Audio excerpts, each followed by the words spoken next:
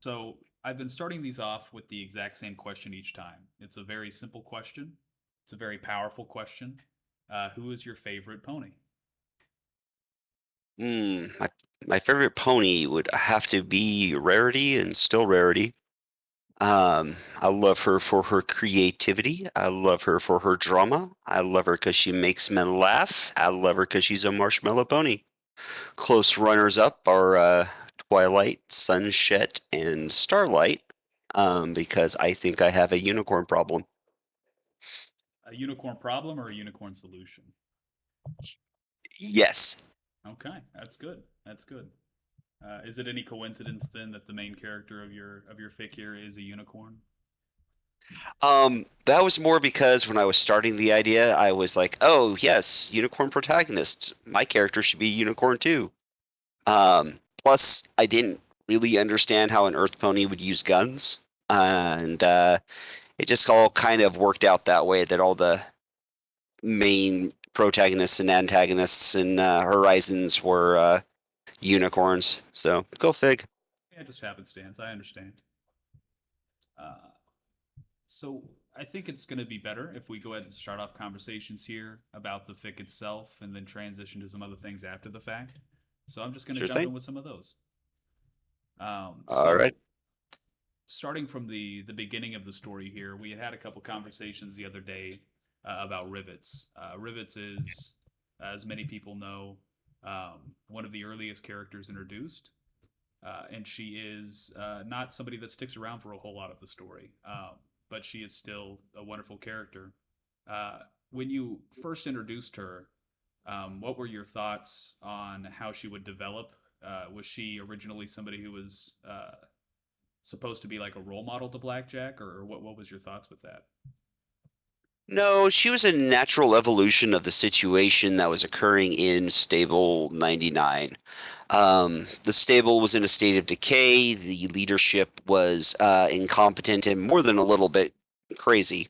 Um, but because of the laws of the stable, Rivets was not in a position where she could actually do anything. So she was positioning herself to eventually be able to step in and take control of the stable before disaster struck. And unfortunately, the Overmare was.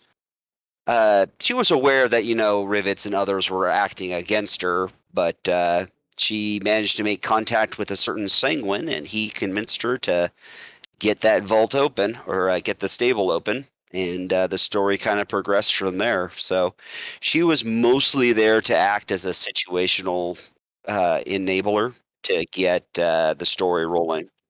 But beyond that, I didn't really have much story plans for her until the very until chapter 22 and things that occurred there. Sure, Um, absolutely.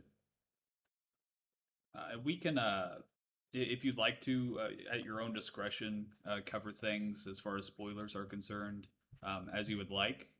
I'm more than willing to put any disclaimers in there if people would need those if they haven't read the fic at this point. It has been out for quite a while.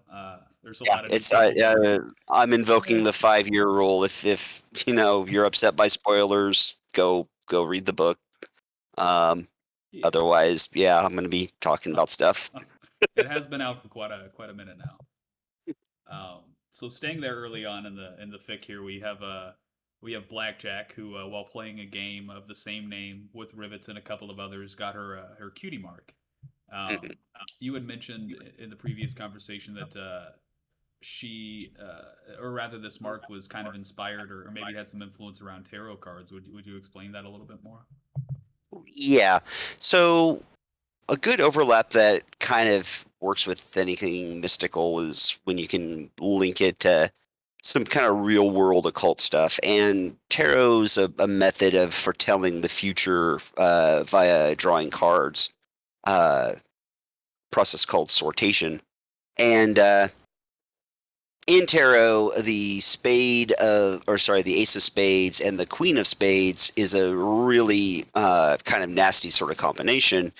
Whereas the ace of spades is like determination and in focus. The queen of spades is all about, righteous judgment.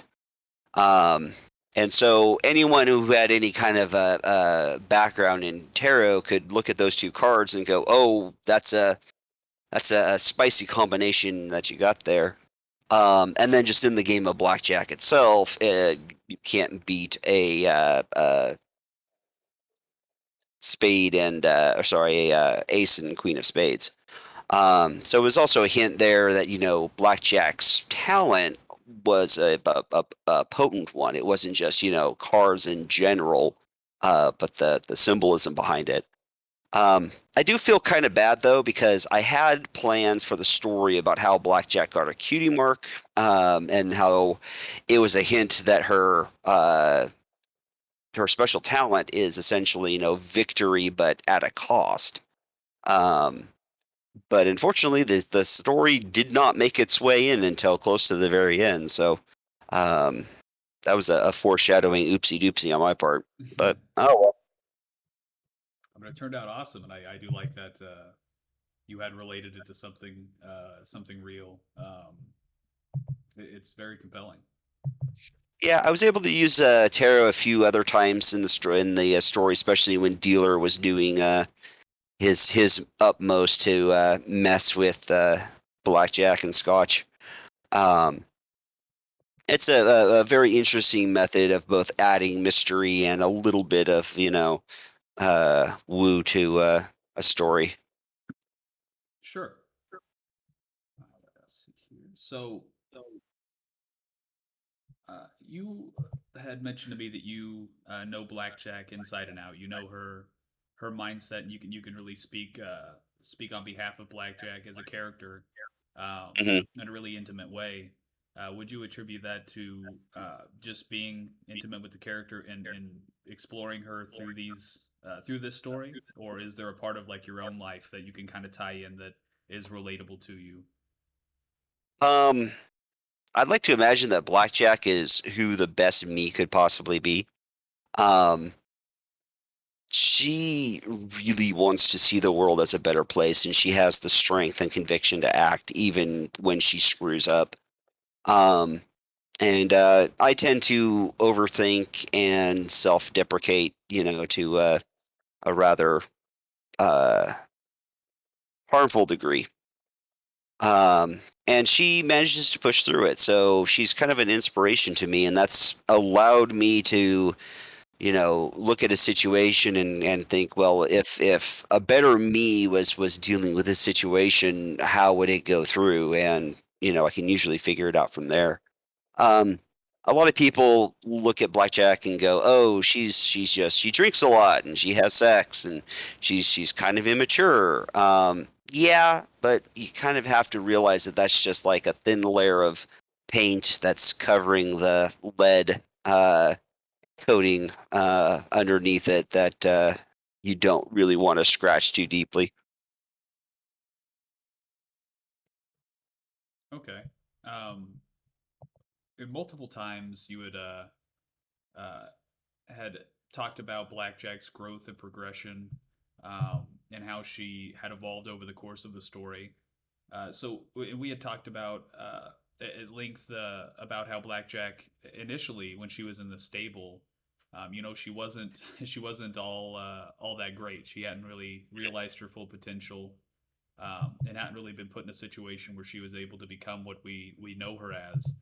Is there anything you can point a finger to that you would say is maybe a major contribution to her once she was out of the stable to actually being able to become the pony that we know? Yeah, once she was out of the stable, she had to constantly be on the move, dealing with enemies pressing her in and problems that she'd basically just run into and bash her head against until finally she found some kind of a working solution. Um, I read a lot of other stories, and one thing that disappoints me is I see people write characters that are extremely competent right at the very start. Like I don't want to say overpowered because power is relative, but they start them off as like, oh, they have the military training and the special gear and all this other stuff, and you know, part of a character story can be that development and earning that power and earning that competency. Um, and if it's not necessary, then sure, develop your character how you need to fit your story. But sometimes you rob some of that experience from the reader and that legitimacy of power from the character by starting them off to being too competent and too capable of dealing with stuff. Um, but Blackjack, I started her off as, a level one screw up. She doesn't really believe in herself or her situation. She kind of figures, mom is going to handle it, and when mom goes, well, I guess we're all screwed. And getting her out of 99 forced her suddenly, oh, I have to deal with things. I have to deal with people. I have to care about other people. Oh, gosh, my actions are going to, cause harm. And that's basically what growing up is. So that's largely how she just develops. Sure. So it's the being thrown into those situations, forced to deal with them directly, and then I mean, it really shows through to how strong Blackjack's heart is that she's able to make those changes, come to those conclusions, and push forward and beyond those things. Of course. Yeah, the Wasteland's a great crucible for that. You can put all kinds of characters in it and just see what happens to them on a really, really bad day. And some rise up and some don't. Yeah, to say the least. Some definitely rise up, but maybe not in the best of ways. So Blackjack, of course, is somebody that you had wrote for many years. Had you had any original intention, maybe something you haven't talked about, that another plan or idea that you had for Blackjack and how she would progress over the course of the book? Um, so the idea was about a super weapon on the moon, and after a number of mental gymnastics, I was trying to think of what kind of a protagonist I was going to have going through this story, and they were going to be a maintenance mare, highly technical, good with hacking and picking locks and being sneaky, and oh shit, I just made Little Pip. God damn it. Yeah, Um, and so I then went, well, what's the opposite of Little Pip? Well, she's not super smart. Um, she's not really technical. She's not really, good with locks. But she can beat the snot out of somebody if she needs to with a baton, and she's good with a shotgun. Um, and that was kind of the seed genesis of Blackjack. Was she was meant to be an idiot hero. She did not realize just um, how the odds were stacked against her, how crazy she was doing was. Like a smarter character would have been like, yeah, no, sure, I'll cut a deal with Sanguine and hand this EC 1101 thing over and call it a day. Blackjack just never knew any better. Um, but oh, my brain just derailed. Darn it. no, that's how it's supposed to go, I think. So, and you had mentioned she's not a smart pony, and she definitely thinks so as Right, well from time to time. right. Um, Um, yeah, and there were basically plans. I put all of the technical information on P21. P21 is my male Little Pip, where he's the one who's smart, he's the one who's sneaky, he's the one who does the hacking and everything. Because you want those expositionary details. You want, oh, we found a thing and here's how we got into it, and we found some information and here's how we accessed it. Like it is a method in Fallout of doing storytelling, is the stuff that you find in the on the terminals and whatnot. Um, but of course, the stuff that he went through, just personality wise, was like 180 from what Little Pip did.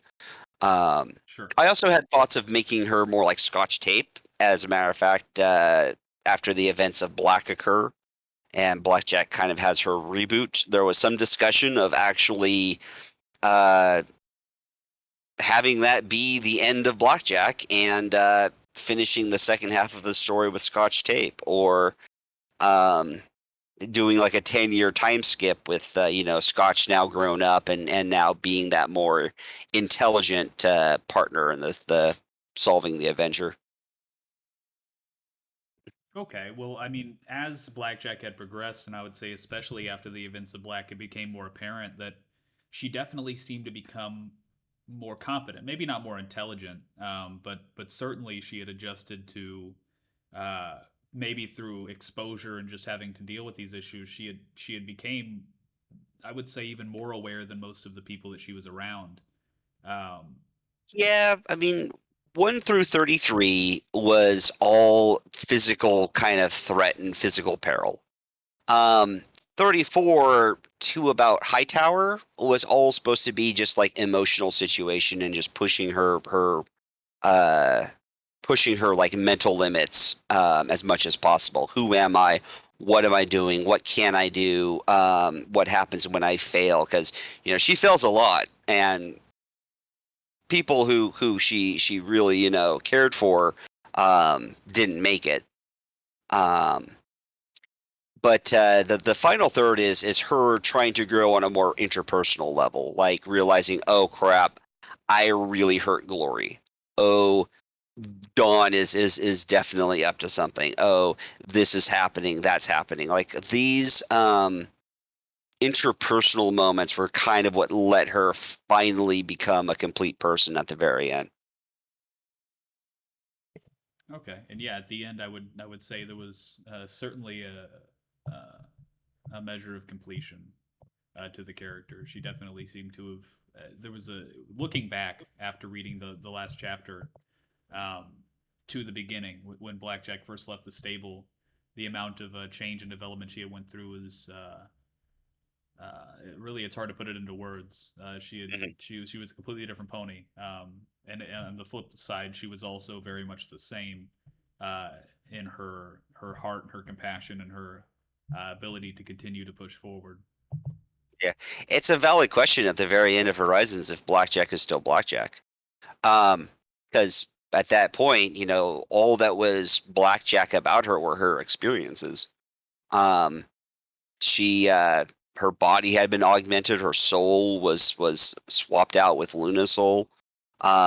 She was essentially a transformed person, and there's the kind of fundamental question of, is Blackjack still Blackjack at this point? And she was able to use those experiences and Blackjack's strength and whatnot to actually power through to the very end. But if she hadn't been destroyed by the or if the story hadn't ended as it ended, it probably would have been a good question as to who she would be going on.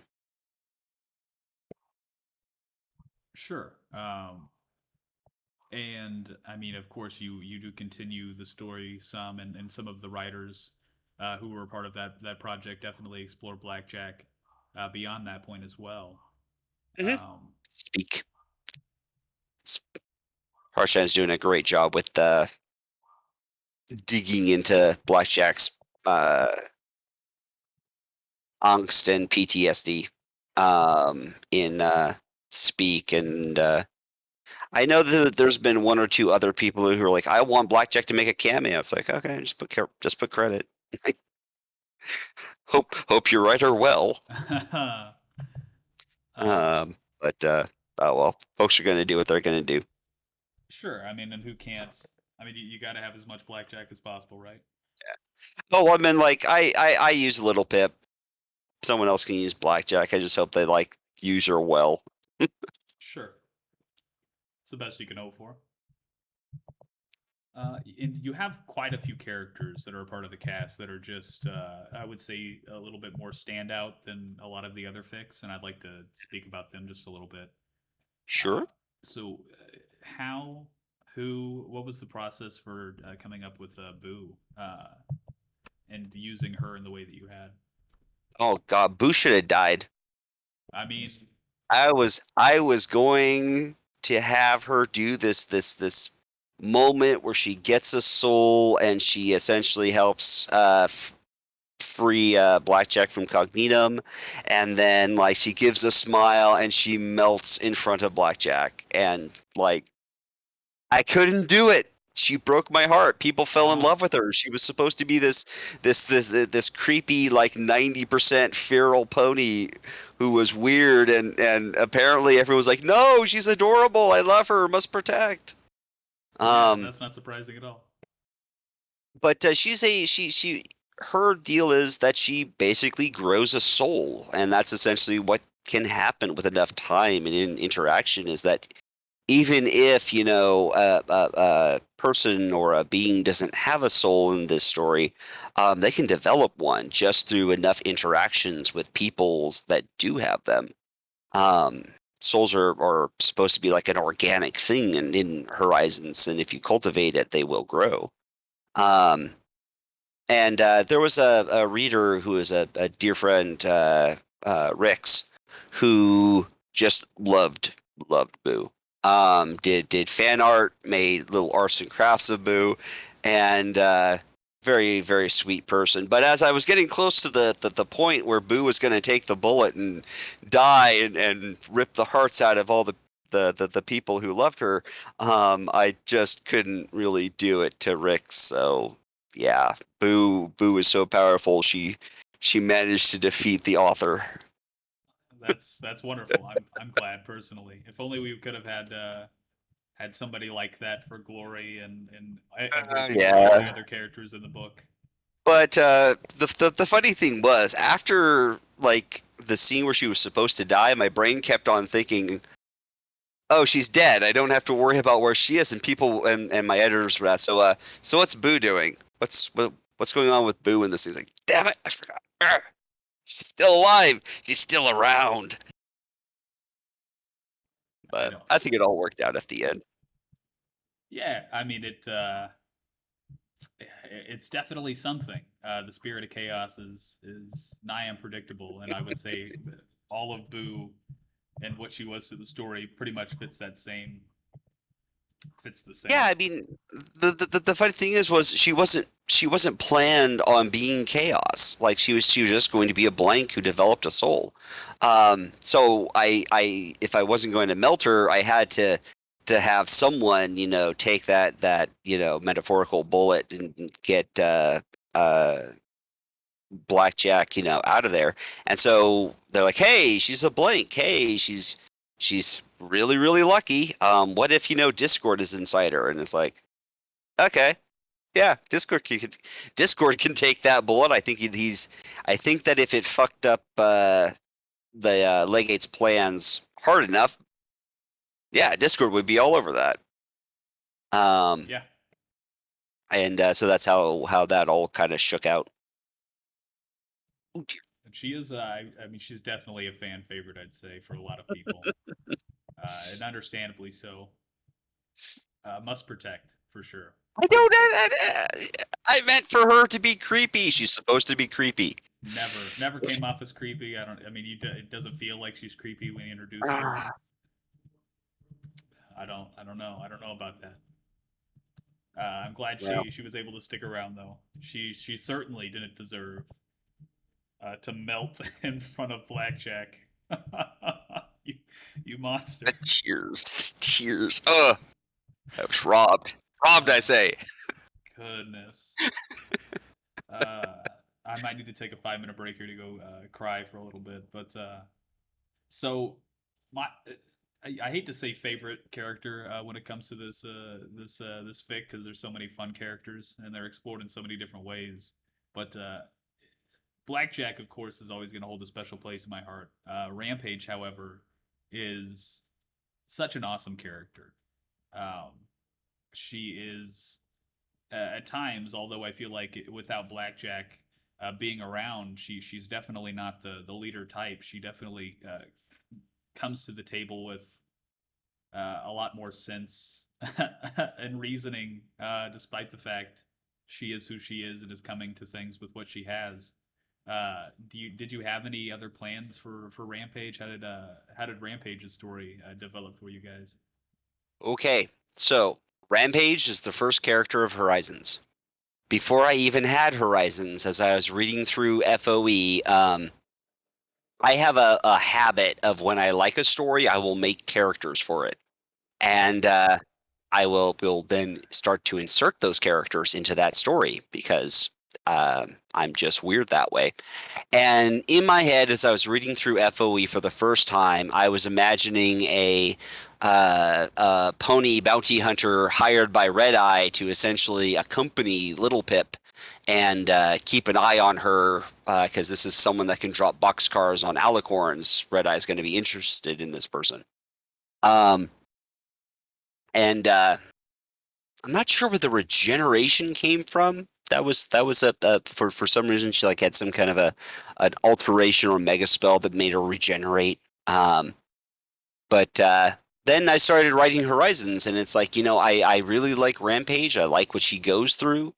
Um, and I like the internal mechanism that she struggles with, because she's technically like invulnerable. Like you can shoot her all day and she's not going to die from it, but she can get trapped in the bottom of a well. She could, end up in some other kind of horrifying situation. She's aware of this, and she also knows that she is not a safe person to be around, because even if she likes you, if the conditions are right, the angel's going to come out and the angel's going to take someone away from her. So she can never really have 100% happiness. And she can also never have like peace and release by like killing herself. So she's someone who is forced to endure life, and it causes her a lot of, anger and frustration. Um, and that's something that, Blackjack's like, yeah, I can kind of relate with that, you know. I've been through some stuff and came back, and I can't say that it was a very fun experience for me either.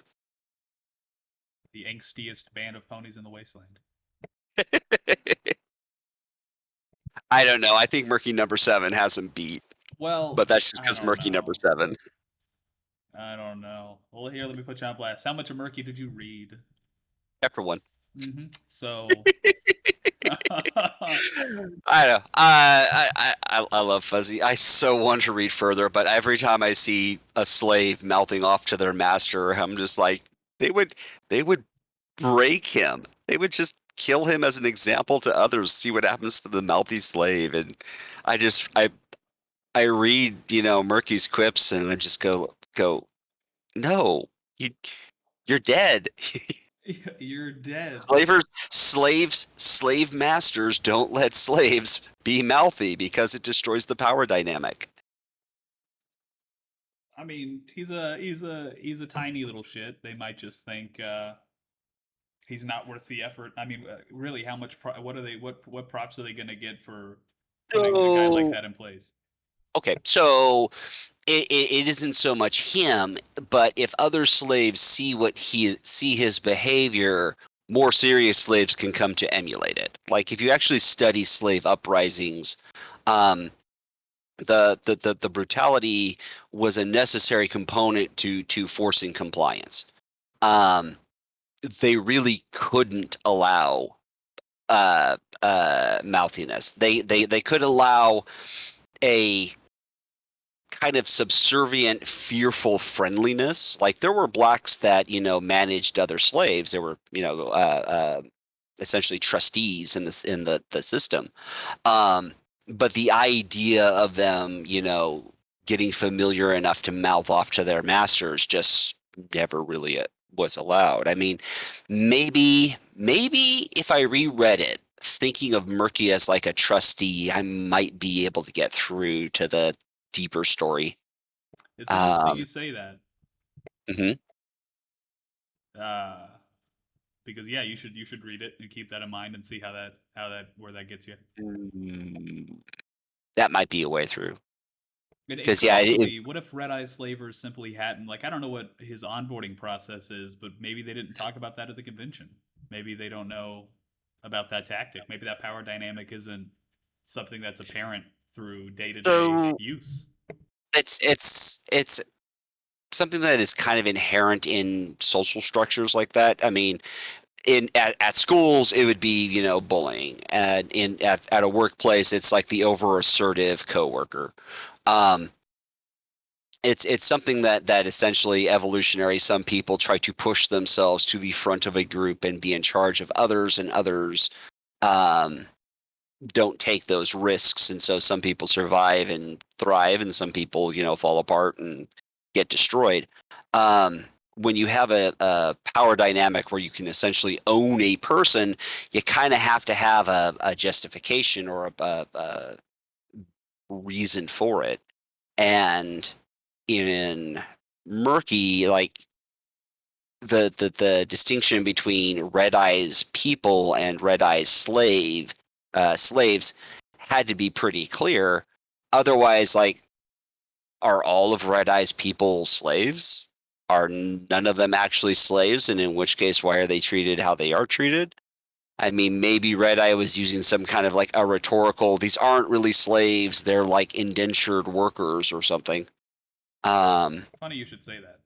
Yeah, I recall something in FOE that might have been Red Eye's take on it, was that they're not slaves, they're workers. It's like, but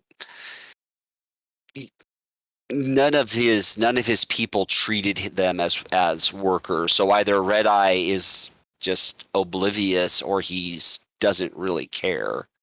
Like, he knows they're slaves. Like, I don't know. It's been a long time since I tried taking a crack at Murky. I mean, yeah, fair enough. Before we get too far, I would like to discuss the foundation of these two universes that came together here. My Little Pony and Fallout. So, Sure. given that it's a Fallout My Little Pony inspired fic, I mean, it's safe to assume I'd imagine what you probably had.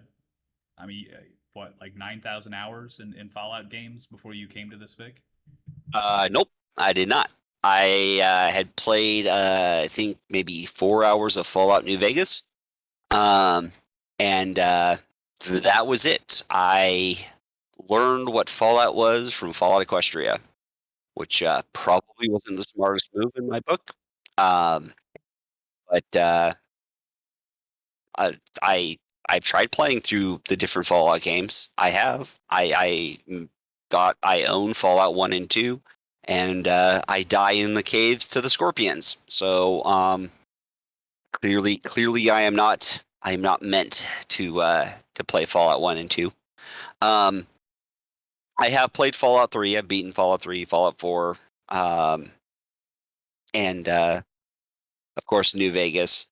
So that's kind of the idea of what Fallout is to me. And I think one downside of focusing more on the later Fallout games is that I never got the Fallout zaniness, wackiness that apparently is a lot more predominant in the earlier Fallout games. Apparently, just some really weird shit can occur in Fallout 1 and 2 that I just never experienced. Um, so yeah, I picked it up though pretty well, and now I have my own feelings on what Fallout 4 what Fallout 5 should be if Microsoft or Bethesda are looking for someone to do some game design.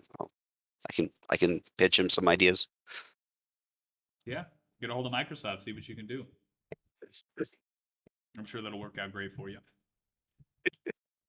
I mean, I hope so. there's some I don't know if zaniness is a word I would use to describe Project Horizons at all, but there's certainly some things that happen in that fic that I mean fit the I mean that are kind of in that ballpark. Like I mean a pony with rubbery bones going wooga wooga wooga at a tiny filly. I mean that's you don't see that every day. That's kind of wacky. I had to do that just because otherwise the grimness would have been so dark that everyone would have turned it off. I had to make people laugh occasionally. Um, Yeah,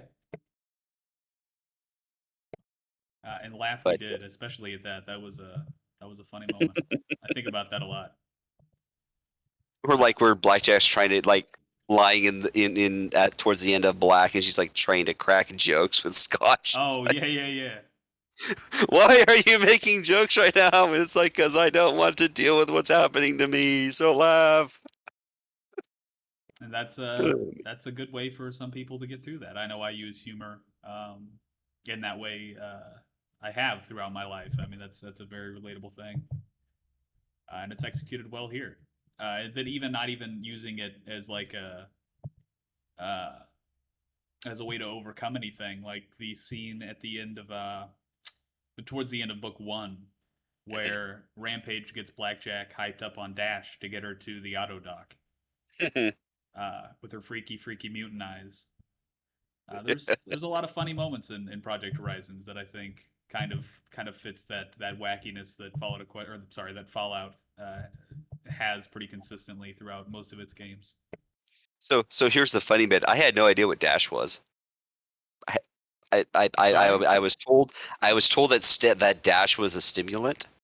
Um, because it's based off of Jet in the games, and that it's a Right. stimulant. Well, I'll just make her act like Rainbow Dash. Let's go. That was that whole scene's It turned out origin. great. That's a very memorable scene. I'm glad. Yeah, I think coming into this with the understanding that you hadn't had a whole lot of experience to Fallout is pretty interesting. Um, I think you did a fantastic job, despite the fact I wouldn't have known that if you hadn't have told me. And it certainly fits in Fallout Equestria. I mean, it seems to really be a part of that story, a part of that lore, and it seems to fit in that universe pretty well. It took me I was writing Horizons for a little less than a year before I finally was able to play and beat New Vegas. So Okay. I think Oh, around so it was really chapter early on. 30ish. Yeah. Okay. Just going through here. It looks like we have a few other questions. How am I doing on time? Oh, look at that. Oh, look at that. So who was your favorite character to write of the cast of the main cast? The main cast. Uh, it varied. It kind of depended on the situation. I loved P21 whenever some dry comment could be made about Blackjack just being dumb. Um, I loved Rampage when she got to act like a 6-year-old in an adult's body and just weird everybody out because she could be just super obnoxious. I love those moments where like Glory could be the smartest person in the room. And then just Blackjack being awesome and just getting through everything. It was a lot of fun to write a lot of them. Okay. Any of the side characters that were particularly interesting for you guys? So I honestly should have saved him for a fic, but bastard. Um, for some reason, my brain overdeveloped him like hell. Like he just should have been a dead NPC, and I'm like, no, no, this guy, he's got a backstory, he's got a history. Yeah, that's why he's acting the way he is, and it's like, really? Why? I think his inspiration came from like a Hellsing, like an episode of Hellsing. Hinkle, I think, is the character in in the show, the Iscariot guy. Um, but he developed a life all of his own, and then Triage was another one who was just like, yeah, I'm not putting up with your shit, Blackjack. I'm just not gonna have a reaction to it. Big Daddy was another fun one to write when he was on screen. Um, so yeah, I mean there were like a couple others. If I had other NPCs, I tried to make them at least interesting. Otherwise, it was hard to keep them straight. Yeah, of course. And Big Daddy, I mean, is a big one for me as well. I loved him. I love the dynamic that the Reapers had in the Hoof, and the purpose that was given to them for doing the things that they do. It definitely seemed like, uh, a good cause and effect of the wasteland for something like that to exist. Yep. Um, Oh, I'm so old. Oh, I'm so feeble, and then just throws Blackjack across the room. It's like um, I'm the leader of the Reapers. What do you expect of me? but, but for him to be uh, I mean, the whole point of the Reapers, if I'm not mistaken, was to have the biggest, baddest guys, and to I mean that sort of kept the hoof like it was explained from Yes. destroying itself. Yeah. He saw that it was necessary to manage the violence. Um, And to do that, he essentially created a culture with the gangs where it's like, yeah, you all have your territories. That's cool. You can fight where your territories meet. That's cool. But we're going to be taking the very best of your fighters for ourselves. And if you annoy us, we're going to kill you. And that was a very strong incentive for, the gangs to do their own thing, but to never really take it too far. And so in that way, Big Daddy thought, hey, this is just a way of handling things. The problem is that that's not really a way to build a society. You can kind of keep things a little bit stable, but you're not going to get above like some barbaric primitivism. Whereas, Crunchy Carrots is like, no, we need to control the technology. Like, if we control the most power, we can control the hoof and, make things work. And Finder is like, no, it's money, it's resources. Like, trade will save the wasteland. Just make sure, people can get what they need at a price they can afford, and everyone benefits, and I'll get rich as a side effect. Like, that was essentially Finder's whole deal. And Awesome is just like, no, no, no, no, no, no, no. You got to build up that culture. You got to build up, society and rules and get people used to following rules and whatnot. And Dawn's like, no, you just have to be good. Just be a good person, and you can save the wasteland. I feel like I'm missing one. Awesome, Big Daddy, Crunchy Dawn? Carrot, Dawn. No, I said Dawn. Who am I missing? There should be I 6. also feel like you're missing somebody. Oh, Zodiac. Yeah, Zodiac. Oh. Same deal. Control the knowledge, not the technology, but actually control the knowledge of how to make everything work, and you'll be able to do it. Yeah, Dr. Zodiac. Dr. Zodiac. That's who I was forgetting. How many kids does Finders have? A lot. Do you ever put a number to that? More than 3. More than 3. That's fair. Yes. I Possibly. mean, Yes. I Much. think Much more we than know 3. of 4, right? Yeah. It's much more than 3. But he's the sort of person who's like, oh, here's a transaction. The deal, the fun little twist though, is that he basically requests the foals to be named certain names around the circumstances of their conception. So, what does that tell you about Charity? I'm not sure what that tells me about Charity. I might have to think about that one. I don't want to So, jump into things on that one. oh man, but yeah, Keeper didn't get nearly quite as much development as I would have liked, but he was essentially legalize everything sort of dude, including prostitution. So I was like, yeah, sure. You want this many caps for that? Absolutely. Um, so while we're on the topic of Finders here, I half expected Glory and Blackjack to join Finder's harem. I'm not sure what happened with that. Um, Dying of cancer mostly. I mean, is that really going to hold Mare back? Um, Surprisingly enough, skull surgery will. Um, I kind of imagine though Finer to be the the pony equivalent of like Sean Connery. So I imagine that if they'd run across him in slightly better circumstances, um, there probably could have been some chemistry there. I'm not exactly sure what the kid would have been named. Investment. That's what the kid would have been named. Investment. Oh my goodness. That's awful. What gave you guys the idea of was Charity when she was placed as she was in the story? Was she already supposed to be one of Finder's kids? Did that develop later on? What was the idea for that? So I had 3 of them. Ursary, who the story just never went to Ursary, so I just eventually made events happen off screen. But she was supposed to be the one of to put people in debt, and then I'm going to use that debt to get what I want from them. Bottle cap was more straightforward of us. I'm going to have a fair deal, and that's what I'm going to do. And charity was people need certain things, and I'm going to adjust the price according to what they need. Caprice. Caprice is the fourth one. Yes, Caprice is the fourth one. Thank you. Yeah, Caprice.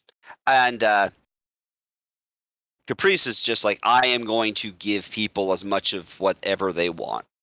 Like if it's whether it's good for them or bad. If they want it, I supply it. And so they all had their own kind of little economic models. Kind of in an unofficial competition with each other to see which one could kind of win daddy's approval. Okay. But that's about it. Sure.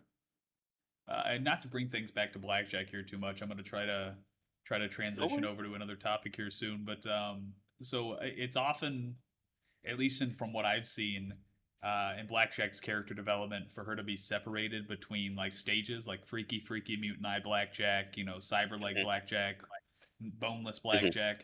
Is there a version of Blackjack that you felt was is your favorite? I love Black Armor Blackjack with the Enclave armor integrated with her. Like that moment in Shadowbolt Tower where she finally, just goes the last little bit, and all she has like is a tiny bit of like her external self showing. To me is kind of the moment where she's reached, peak badass. I do love though a lot of the art with the white legs or the black legs. I'm surprised sometimes I see Blackjack with like blue legs or red legs. Like, okay, well that's cool.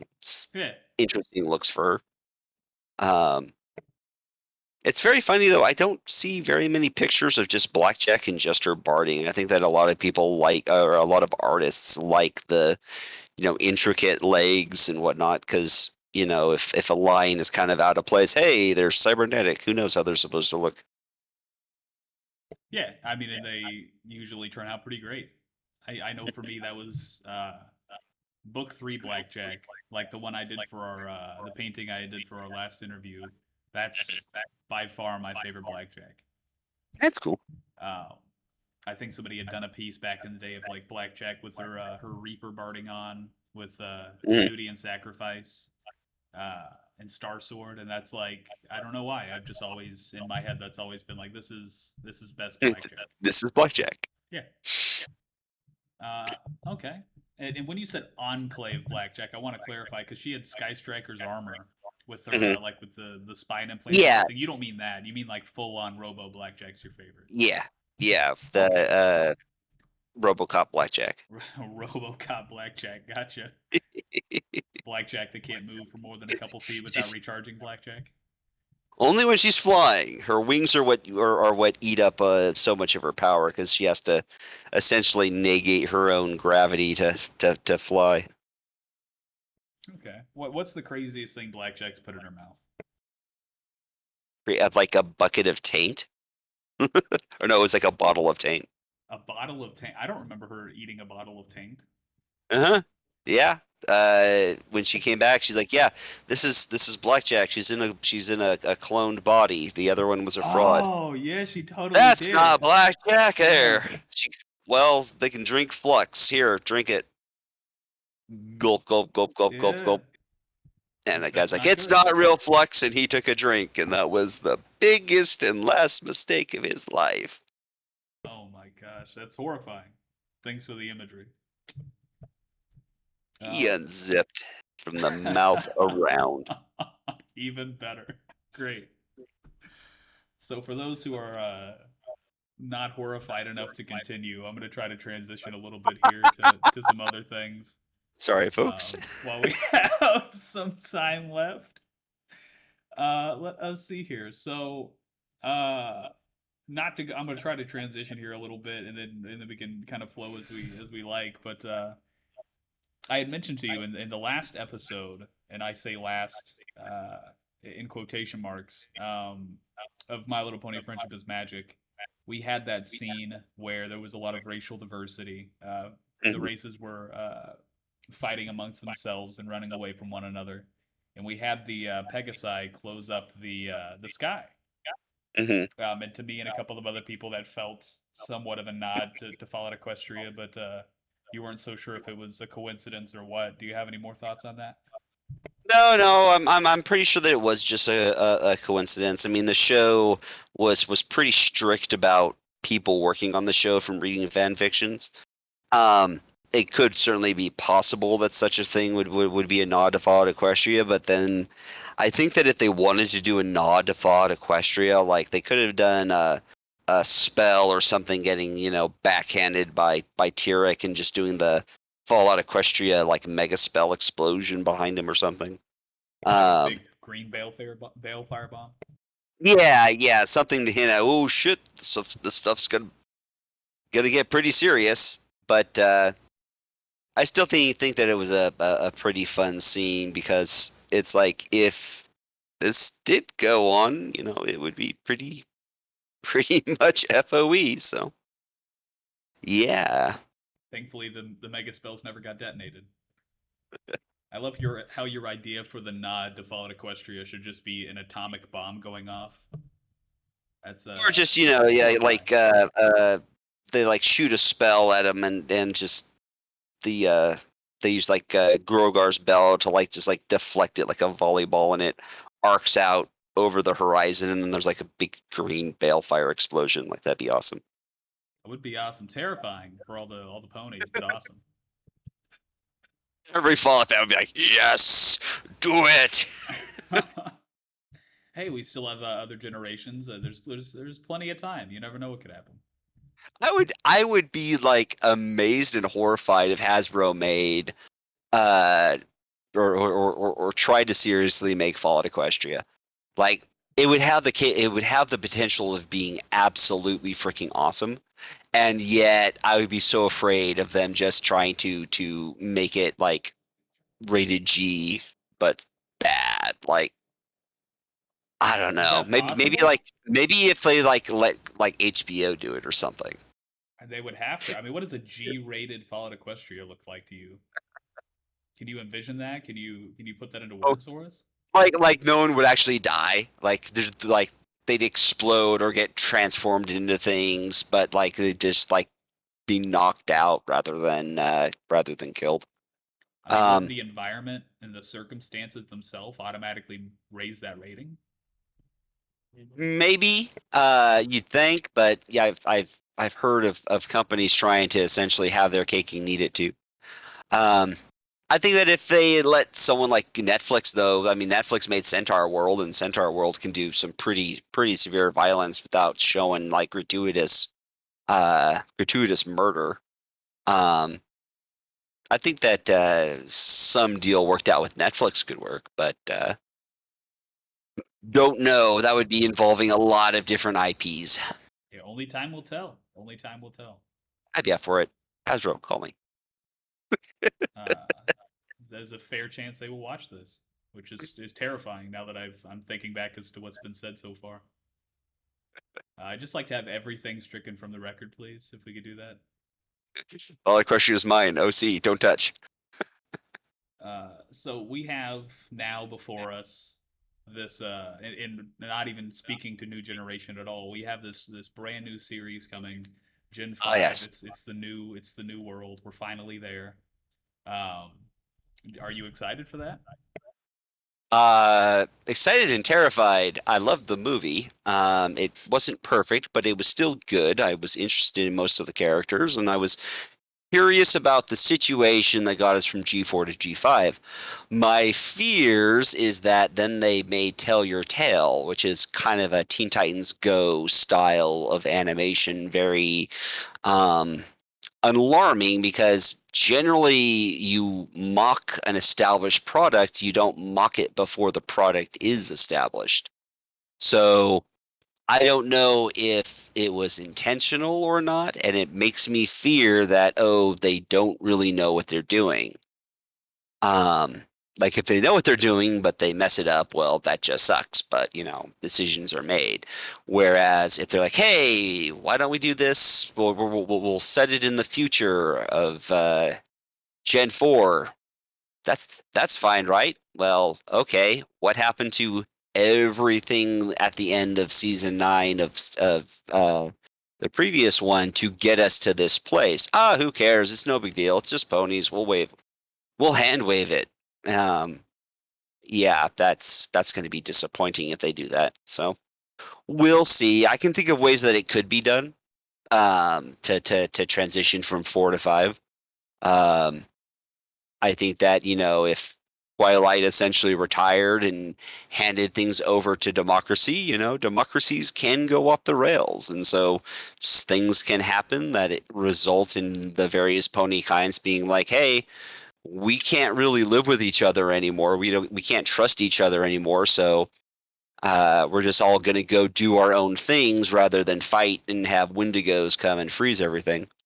Um, and then all the other races like dragons and yaks and everyone else is like, yeah, it's unfortunate. The ponies, you just can't really do anything with them anymore. So we'll see if they take that track or if it's just, yeah, Twilight was dumb and she screwed up and friendship is gone. And that's how we got to G5. Okay, thanks, Hasbro. And friendship is pretty dumb. So I mean, uh, so we have still a few months out to go for that. So I mean, time will only tell. hmm Just like with Fallout Equestria, we still have a few months for that officially to be released as a Hasbro IP. Um, Yeah. well, so let us see here. How do you feel about Alicorn Sunny? Alicorn Sunny. I think that was a magic phenomenon that immediately faded once the credits rolled, Oh, is right? that what happened? Have you seen the new game that they're coming out with? No. So in the game at least. And by the way, if hmm anybody's interested in like the concept art or like any of that, there's this awesome site called Equestria Daily. Once again, that's www.equestriadaily.com, where you can go and you can see these releases. They have her being able to use those powers, like you can jump around and like sprout wings and jump farther, or she can grow her horn out and use it to, I'm not quite sure, but she has a horn. So allegedly, at least based on this game, she still has access to those powers, those abilities. So, like, if it's some kind of like a magical effect, like magic wings, a magic horn that does stuff, cool. I can get behind that. If she's an alicorn, like, that raises so many questions and fears. Because if it's just an arbitrary, yeah, we make her an alicorn. It's like, did you think about what that means? Yeah, it means she's an alicorn. Uh, does this mean she's the new ruler of Equestria? Does it mean that other people, if they come in contact with these crystals, transform into alicorns? Like, uh, those can be really fun questions if they actually have them planned. If they're not thinking about what they're doing and they don't answer them or they answer them dumb, it's going to be frustrating. Sure. And I mean, we've seen in the show. I mean, although it wasn't Lauren's original idea, it was established. Alicorns can absolutely be made. I mean, they're not unique necessarily. And I don't mind that. Like, I honestly didn't mind Twilight becoming an alicorn. I would have liked her to have like 12 more episodes in season 3 before she became an alicorn, but that progression to alicornhood is a natural arc for her. But she becomes an alicorn at the Sure. end of season 3, not at the beginning of episode 1. So that's my concern. Sure. Yeah. And I mean, Izzy, it was shown. I mean, just to not have much experience, and throughout her journey, she had been able to speak from things with a measure of sincerity, but she definitely hadn't had the journey or the experience that the Twilight had. Um, it's interesting to think what might have happened to Twilight, though. I think that's probably what's on at least anybody who's coming from this from G4 has on their minds. Twilight's definitely not the one to just up and leave. Then again, we don't know how much time has passed. They call it ancient history, so Yeah, I'm hoping that if they're wise, they'll simply say that she and Celestia and Luna and Cadence all like transcended to a warm and fuzzy realm beyond. Um, a more disturbing possibility is that they're locked up somewhere. And the reason why that's disturbing is that now we have Twilight in G5, which may be awesome for an episode, not awesome if like she's now sticking around and trampling all over Sunny's character development. Um, I mean, so do you feel like Celestia trampled over Twilight's character development? well, Celestia was barely in the show for most of it. I mean, it could be Um, that Twilight plays a role like that if she is in the show, allegedly. yeah, I mean, if that's the way that they establish her, but now it's like, does Twilight take over running Equestria at this point? Does she stay in? Is she like if she was like trapped in some kind of a gem or something? Maybe influencing from that could be an arc. Um, but putting her like trotting around as an alicorn, I think really takes things back to G4, and I want G5 to be able to stand on its own feet without having to lean too much on G4. Not that I don't want like Twilight and the others in the show, but I want it done well, not just simply because hey, we have these characters from G4, let's throw them into G5. Wacky hijinks occur. Yeah, and they reference the Great Pony War, I think, in the movie. Mhm. There could have been like a mega spell detonation. Who knows? Who knows how far along this is? How far behind G4 actually is in history? I've heard a few people say that their headcanon is that G5 is like 400 years after the events of Fallout Equestria. I mean, if we see Blackjack at any point, I think that'll kind of be the nail in the coffin for that. I would have reactions if I were to see my character in Hasbro, an actual official thing. Yeah, that would be a trip, I'm sure. She'd have to have the design though, and they'd have to call her Blackjack. Like those would be the two things that would be required to make my brain explode. Like if it was just a unicorn with a black and white mane, or With the a black and black and white red mane, mane. gotcha. Sorry, a black and red mane. I would be deeply sus, but unless they actually called her Blackjack, I wouldn't freak out. It'd be cool though. Do that. Yeah, we'll see. We'll see. Or if she has a shotgun. Shotguns would also do it too, but that would require introducing firearms, which I'm not sure Hasbro's willing to do just yet. Doesn't Hasbro own G.I. Joe? They own GI Joe. Hey, crossover potential. Uh, Pony, Pony Cobra Commander. That'd be good. Where are we at on that? Oh, okay. Yeah, there's all kinds of things. Do you have a favorite of the new ponies? Are you Team Izzy? I'm Team Izzy. Good. Um, although I have some significant headcanons regarding her. In my headcanon, she is not actually from Bridalwood. She is from a unicorn city where unicorns have attitude and they think very highly of themselves and are not depressed and apathetic. Um, and they were mean to Izzy and they teased her for like doing things with trash and being a creative, artistic, sensitive individual. And so she left. She left and went to Bridalwood and from there was hoping to have a better life. And she did for a time, but she was lonely and she remembered this little invitation she found, and so she went forth and the story progressed in the movie. Um, and that's my headcanon because otherwise her song about all the things a unicorn doesn't make any sense because Bridalwood just needs Xanax. Yeah, there's got to be some. I mean, we don't even see much of a hint of technology even in Bridalwood. Like it seems very underdeveloped, which is like the is a contrast to the show itself.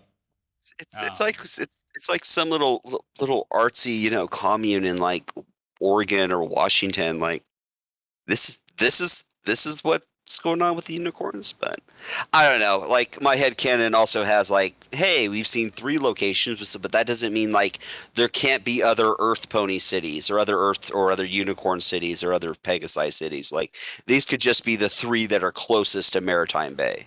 Yeah, and Canterlot's got to be around somewhere. Or Better be. yeah, or it's a complete ruin and Zephyr Heights is built atop of it, which is what some people think. Um, Creepy. I don't know. Like I said, have many headcanons revolving G5, and I'm a little loath to write anything with them because I don't want to write something and then have season 1 come out of the show and people are like, Somber's writing was better. And then people will accuse me of killing G5, and it's like, I'm just writing a story, leave me alone. Well, when G5 finally does come out, do you think that might be something if it hooks you and it is decent that you might want to write for?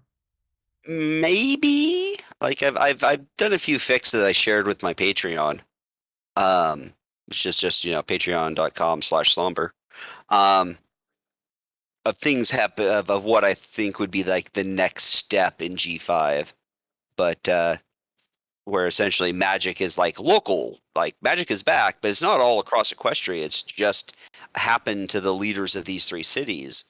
Um, and the first season is essentially, Sunny and her friends going around trying to show people, yes, magic is actually back. It's actually a good thing. It's actually real. Like, let's do some world building and some exploration and establish some lore and get some foundation going so that we can tell some actual character based stories then. Um, and give Pip some please give the girl something to do. Yeah, poor Pip. Uh, She got I the don't short know. end of the stick for sure. Yeah, but the whole third act kind of needed to be tightened up significantly. Like I feel like the whole superstition bit did not make sense with unicorns. Because like magic is a good thing. Being able to do magic is awesome. Like why would they be superstitious about it? Now Alphabettle being superstitious, that could have been something that definitely could have worked because he's very competitive and he could have had all kinds of little superstitions about giving himself an edge. Like that would have been fine. But making it like all unicorns freak out at the word mayonnaise is a little weird. Um, but Until they I also explain, until they explain why oh mayonnaise is god, such an awful thing, then you'll understand. uh, mayonnaise is awful. It's a horrible thing. But I would have liked it if in the competition with Alphabettle, if Pip would have been like, Sonny, I know that you wanted to do this. I know you're in over your head. I know you're freaking out. But listen, there's only one of us that's going to beat Alphabettle, and it's the one whose butt is currently bouncing around to the music as we speak, and he's not even aware of it. And then everyone just looks over at Hitch, who's like rear end is like dancing to the music, and he's just like, "What?" And then of course, Hitch does the competition, wins, and Alphabettle goes, "I'm not giving you the crystal. You cheated."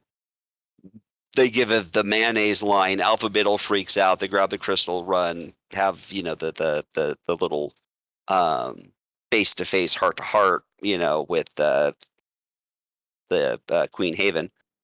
Um, and then the only other thing in the movie that I would have loved to have seen is towards the end. Cindy's dejected. The crystals didn't work. She's gone home, and just give us a scene with uh um Pip and Zip and her mom and Izzy and Alphabettle, and just be like, she's doing all of this for us. She doesn't get anything if we bring back magic. She's an earth pony. She doesn't get to fly. She doesn't get to do magic. And she is working harder than any of you to try to do something for us. We should at least go to Maritime Bay and at least try to help her. And then that's why they go to the lighthouse, and then Sprout does Sprout things, and we end up the movie. And I think that just those 2 changes would have made it a very solid story. I also would have loved it if instead of like unicorns being superstitious, like Hitch is like, "Aren't you afraid of us?" And the unicorn just like looks at him, rams her horn into a tree like by 3 inches, and looks at the hole, looks at him, and goes, "Nope, can't say that I am." Because everyone else freaks out when the other races show up. So Yeah, that tiny would just tiny been a brain fun little. ponies, Earth ponies. That just would have been I think a fun little contrast to the other two races. But I'm a unicorn supremacist. What can I do? Pegasi here, but I get you. I get you. I'd like to see you fly up in the sky and close the clouds when things get rough. That's okay. I like shooting mega lasers up at the clouds. You could try. That's a lot of area to cover. Let's see here, and I'm gonna cover a couple quick things, couple rapid fire things from G5 here before we transition on to some questions I have about your current projects. Before we wrap up here, have you seen the in one of the new the Tell Your Tale shorts? Somebody got a screen cap of one of the backgrounds where it has a picture of Scout's face up on a wanted poster. Uh-huh. Have you seen that at all? Yeah, like Sprouts disappeared and everyone's wondering what's happened to him. Yeah, it's about Fugitive Scout. Oh, Scout? Did I say Scout? Who did I say? Who are the what's the ponies' names? I thought I thought it was Sprout's face on the Did I say wanted poster. Sprout? Scout? Sprout? Scout? Sprout? Sprout is what I meant to say. Sprout, Scout, I same can't pony. It's fine. I can't recall who is it. It's Sprout. You're right. Okay. Okay. Yeah, so I think that they're hinting that he's like run off and given, his fuck up of that occurred in G5, I feel bad for the dude 'cause it's like, yeah, he did go slightly off the rails, but everyone kind of went off the rails with him. Like, I feel like more than one person could have possibly stopped this just with uh, where are we even taking this freaking robot? Like, uh, it can't really go up cliffs. I'm not sure how well it would handle maneuvering through trees. I mean, I can just imagine it getting into the woods, just like it's being all tangled up. So I don't know. I'm the idea though that Sprout has run off and now Sunny and the others have to go find him. Is it can be a good start. I mean, it kind of just depends on what they start with Sunny and the like. Yeah. I'm awesome to see. It's awesome to see that there's so many questions that we're excited to have answered, and there's pony content to come. That's wonderful. Yep. What happened to Argyle? What happened to Twilight? Oof. Lots of good little questions there. If they weren't different races, and not that it matters a whole lot because we see that it doesn't in the show, but I would love to find out that they're all descendants of the main six. I think that would be Please fun. give me bat ponies. Give me bat ponies. I want my little fuzzy-eared, fanged screechers of the night. 3D Give them bat to me. ponies. Yes, do it. Yeah, they would make a lot of people happy. That's for sure. There's girls that like those kinds of toys. And there's adults that like those kind of toys because I would say that we probably spend more money than they do at times. So Yeah, but we generally buy them for the kids and then claim, yes, it's for my little girl. Surely, seriously. uh It's not absolutely for my collection. huh. Do you have quite a collection? Uh, kinda, but they're all things that people have made for me. Blackjack Glory figurines, a P21 figurine. Someone made a Lacune out of acrylic. And then I got a Blackjack plushie from Flintstones? Broiler. No, no, no. That would get weird. Although I have had Only someone, if you although I make have it weird. No, I've had someone offer to sell me a plushie with a fleshlight addition, and I went, "Thank you, no." I think that they planned on just doing a Lyra heartstrings and then changed it. But no, this is one that it was made by Broiler, and you might be able to find them at various cons if you're lucky enough. Well, it's good to see that you have some pony swag. Blackjack swag's good to have as well. I love Blackjack swag. It's kind of harder to find these days, but I still love it. Yeah, and of course, Blackjack Glory OTP. Gotta have that. It is hard to find a Glory plushie. I'm not surprised. Maybe if she stuck around a little bit longer, you might have some more of them. Look, look, look, look, look. I only killed her twice. Uh huh. Uh, I mean, it's. I really wish I had something a little bit more quirky to say. It hurts so deeply inside that I can't do anything. But I have a That's single okay. thug tear rolling down my cheek at the moment. That's okay. I have a German friend named Patrick Kern who reminds me every time we speak what a monster I am. He's doing God's work. Hmm. So while we have a little bit of time here, I am going to try to take a moment to talk a little bit about what you guys have going on currently, what you guys have been working on since Project Horizons. Of course, you haven't stopped with content. You're still going about that, and I'd love to ask you some things about that. Sure thing. So you have Homelands. Last time we had spoken, you had talked a little bit about that. Hmm. I think it was very early on, maybe only a couple of chapters in when we had Yep. spoken. How has that been going for you? Lower.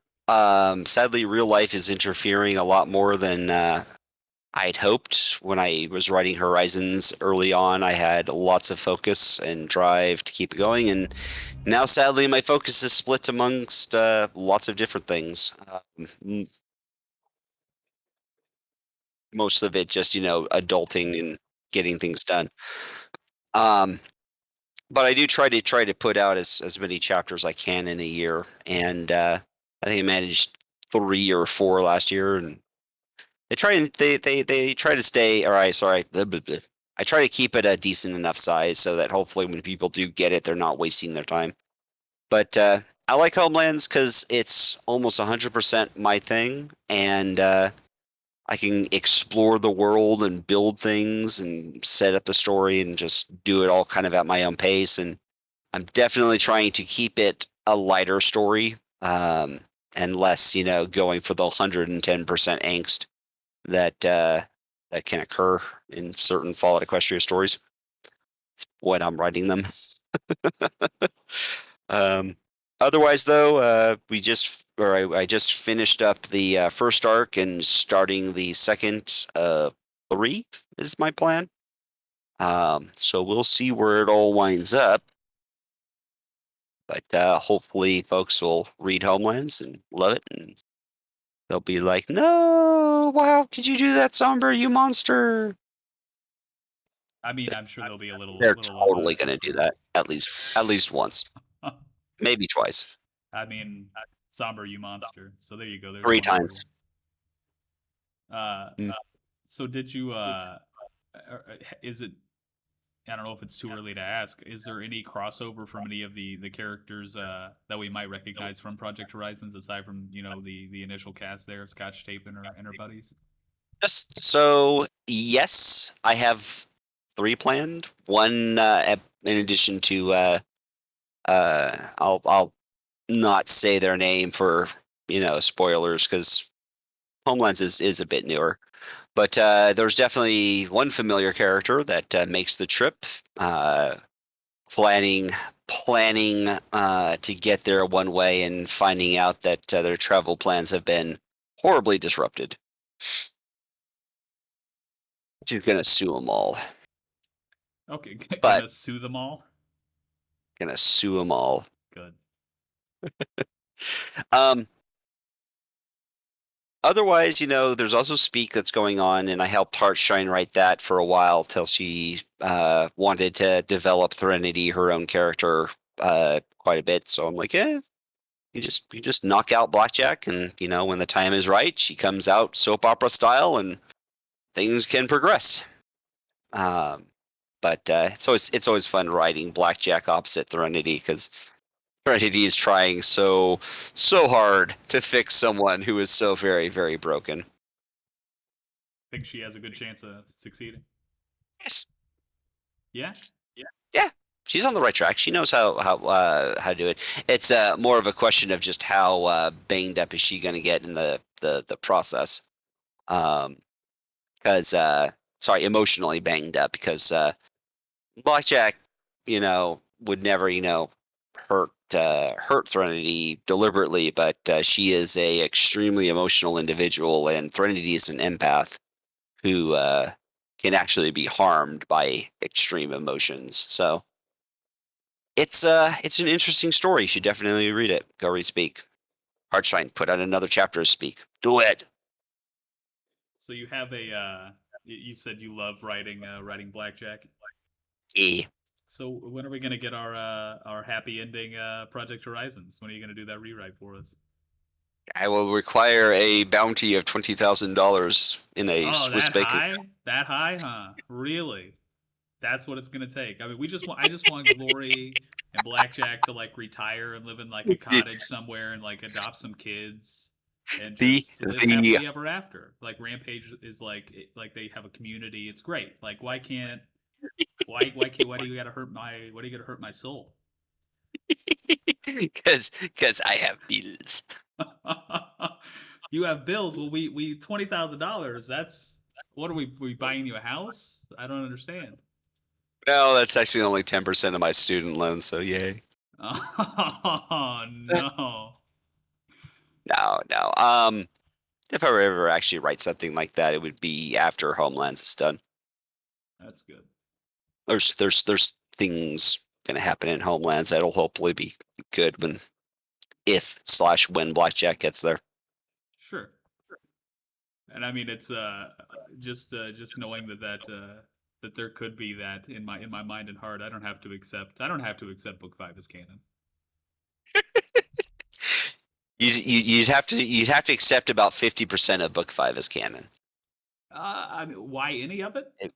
It would because the AU would essentially occur with the events of the moon going forward. Sh- sure. So Yeah, I mean, I guess.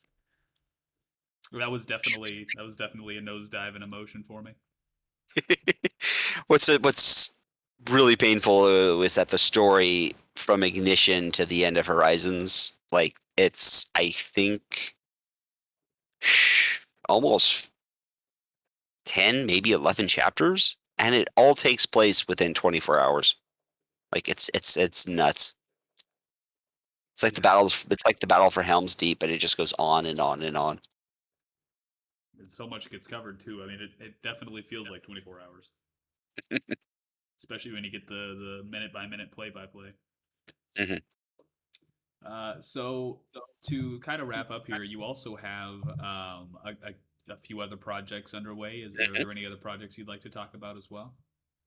So yes, I'm currently involved in developing a game called Fault Lines, which is based off of Horizons, narratively, and it's a game that is largely about managing the burdens individuals pick up, um, as they are struggling to deal with these adverse conditions. It's set in a post-apocalyptic fantasy world of our own that we are creating called Decora. Um, and we're largely taking a lot of the events that occur in Project Horizons and filing off most of the pony and seeing if we can get a game that can work and engage on a level similar to Project Horizons. Heck yeah. And I mean, are there any parallels between any of the characters, I'm assuming, and the characters of Project Horizons? Oh, absolutely. Um, so we did have to do a little bit of transformation and a little bit of roster shuffling. We're starting off first with Slaughter, who was Rampage, and you we're the major alteration that's done with Slaughter is that they are now a Griffin, and not a anthropomorphic Griffin, but a full Griffin that flies in game. So if you want to be a Griffin that flies around and just barrels into groups of enemies, you can do that. You have that choice in the game. Um, yeah, pretty much imagine flying Rampage, and Uh, that should tie it up pretty nicely. Um, regeneration, hmm? regeneration abilities. Absolutely. Oh yes. Oh yes. The if you know Rampage's story, you'll know a lot of the basis of Slaughter's story as well. There are some differences between what the two go through, but they line up pretty closely. Um, another character that we're introducing early on in Volume One is Alcyone. If you recall a certain sea captain, you know who Alcyone is based off of. And she is a paragriff. She's a half griffin, half human. But she is running and dodging and leaping and occasionally throwing the average frying pan at people.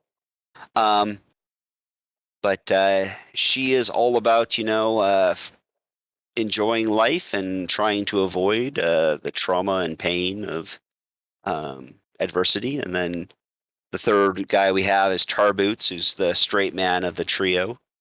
He's fully original, um, who plays off of Alcyone's wild zaniness.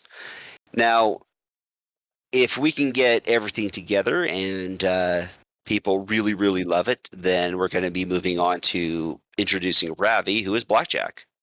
Um, and it's very similar, where they're lived most of their life in a redoubt, a bunker. Um, Gets their hands on EC 1101 as a mega spell, and the story progresses from there. EC 1101 and Ravi are both human, um, so that will definitely be a change. But the actual way she deals with most of her problems, with like shooty fighty, um, that's what the player can do if the player wants to control Ravi. That's how she plays. Um, or if you want to play P21, we're hoping that P21 is going to be the stealthy, line up that shot, rig up the attack, and draw the enemy to the rest to be taken out. And then Glory will probably be the last one that we introduce, if we get to that point, in Volume 2. And she is a Psychian who is, to put it bluntly, a butterfly girl. So hopefully we can get all that character magic in, and people will be able to connect to them as much as they connected to them when they were ponies. So the game itself, if you had to describe it in like a genre or like a way that people might be able to relate it to existing titles or experiences, how would you describe the game? Hmm. So I would describe it as a adventure trauma management. Oh my God. So in this game, you are essentially guiding and shepherding these individuals through this wasteland. You can control them directly, but all of your actions are going to affect the burdens that they come across and how they deal with and manage them. Um, and so, depending on the decisions you make, and actually the kind of person you are, uh, you might, decide, hey, I want everyone to just charge into everything, guns blazing. Okay, you can do that. But some of the characters aren't going to react very well to that. Um, Glory is not a charge forward, guns blazing kind of person.